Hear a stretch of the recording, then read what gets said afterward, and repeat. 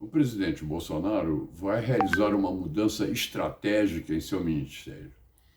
Com essa medida, o principal objetivo é remover um grande obstáculo à governabilidade, que é a passividade do Congresso Nacional em relação às necessárias reformas que o Executivo precisa realizar para a modernização do Estado brasileiro. Um exemplo óbvio ficou bem claro nas manifestações de que participaram milhões de brasileiros no domingo 1º de agosto.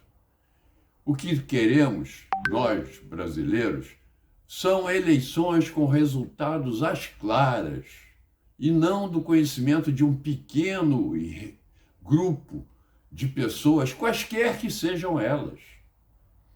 Mas Bolsonaro vai também recriar o Ministério do Trabalho, decisão sobre a qual vamos falar.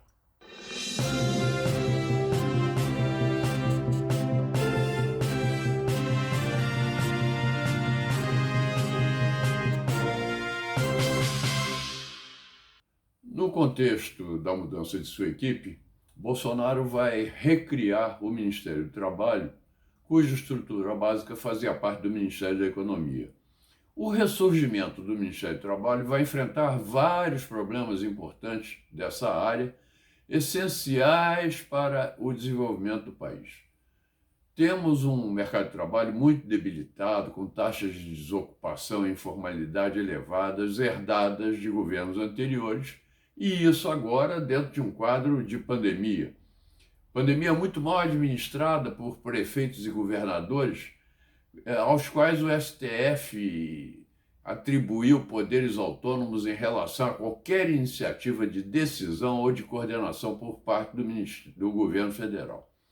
Essa CPI circense no Senado devia inquirir esses ministros do STF e saber por que eles fizeram isso e causaram essa distorção que foi danosíssima para o país. Eles ignoraram que um fenômeno de abrangência nacional e até transnacional teria que ter tarefas iniciais de planejamento e gerais de coordenação que, obviamente, deveriam competir ao governo federal. Como era de se prever, em função dessa intervenção totalmente incompetente do STF, ao ignorar as mais elementares regras de gestão, como eu disse, e empoderar prefeitos e governadores, aconteceu um desastre. Em alguns casos, por incompetência, em outros, para o atingimento de fins políticos inconfessáveis. Em outros, mais, simplesmente para praticar a maldita corrupção facilitada pelo afrouxamento das regras para compras públicas em situações emergenciais.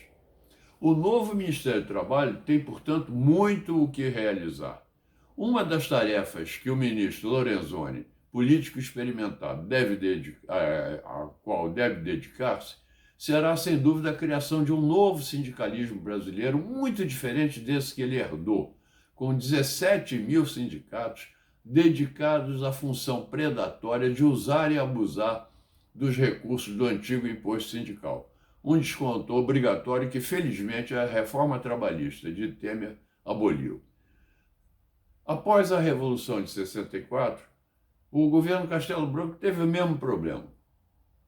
Jango e Brizola manipulavam os sindicatos para incomodar o empresariado com reivindicações absurdas salariais. Roberto Campos obteve recursos financeiros dos Estados Unidos para que 2 novos programas fossem criados no Ministério do Trabalho para que os sindicatos tivessem tarefas realmente úteis para os trabalhadores e não meramente reivindicatórias. Foi um programa de habitações para trabalhadores sindicalizados, idealizado pelo futuro ministro Luiz Gonzaga do Nascimento Silva, e o Programa Especial de Bolsa de Estudo para filhos de trabalhadores sindicalizados que cursavam o ginasial, que na época era predominantemente privado e, portanto, impossibilitava os mais carentes de frequentarem. Eu tive a honra de idealizar e dirigir esse programa no início, para depois entregá-lo ao Ministério do Trabalho, porque à época eu era o coordenador do setor de educação e mão de obra do IPEA do Ministério do Planejamento. Lorenzoni saberá pavimentar os caminhos para criar esse novo sindicalismo, um sindicalismo de resultados sem viés ideológico e sem corrupção. A outra agenda que envolverá o novo ministério será o mercado de trabalho. Temos hoje 14 milhões de desempregados e 40% de informalidade. O Ministério do Trabalho não cria empregos. O que cria empregos é investimento. Mas o Ministério pode facilitar, e muito, um mercado de trabalho mais saudável e dinâmico, usando alguns instrumentos tradicionais, como a testagem vocacional, o aconselhamento ocupacional, a qualificação para o trabalho, a colocação no emprego. E terá espaço para utilizar-se também de outros meios que ainda são muito incipientes ou nem existem no Brasil, como, por exemplo, o agenciamento de serviços para os autônomos informais, a criação de cooperativas para certos tipos de atividades produtivas e a facilitação da transição de educação para o trabalho, que é geralmente muito difícil e que faz com que a desocupação dos jovens seja mundialmente muito superior à desocupação dos trabalhadores mais velhos. Isso será possível porque as tecnologias de informação e desocupação e comunicação vão desafogar em muito as agências do Sistema Nacional de Emprego, que são 1.500 espalhadas por 1.200 municípios brasileiros.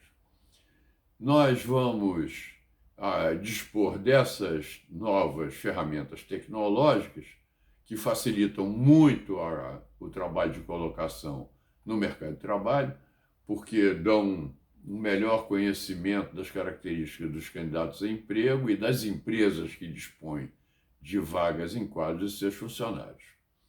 A qualificação profissional e a transição educação-trabalho exigirão uma coordenação do Ministério do Trabalho com o MEC, Ministério da Educação, e com os componentes do Sistema Nacional, o SENAI, SENAC, SENAT e assim por diante.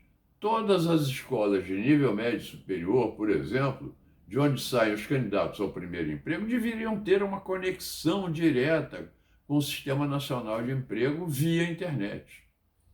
Outro aspecto importante que o novo Ministério deverá tratar será a sua integração com o Ministério da Cidadania, buscando a inclusão produtiva dos beneficiários do programa Bolsa Família. Neste caso, o objetivo seria conseguir a autonomia financeira do núcleo familiar que está dentro do programa Bolsa Família, depois que o beneficiário fosse qualificado para um trabalho, obtivesse um emprego, ou então, por meio do microcrédito, outro instrumento importante, montasse o seu próprio empreendimento. Atuar também para lograr a maior empregabilidade dos grupos vulneráveis da população brasileira, como os idosos e portadores de deficiência, será outra tarefa à qual o novo Ministério do Trabalho deverá dedicar-se. Enfim, o novo Ministério do Trabalho chega em um momento de retomada econômica e poderá contribuir muito para a recuperação pós-pandemia. Sua recriação foi conveniente politicamente, mas é também uma medida adequada sob o ponto de vista técnico.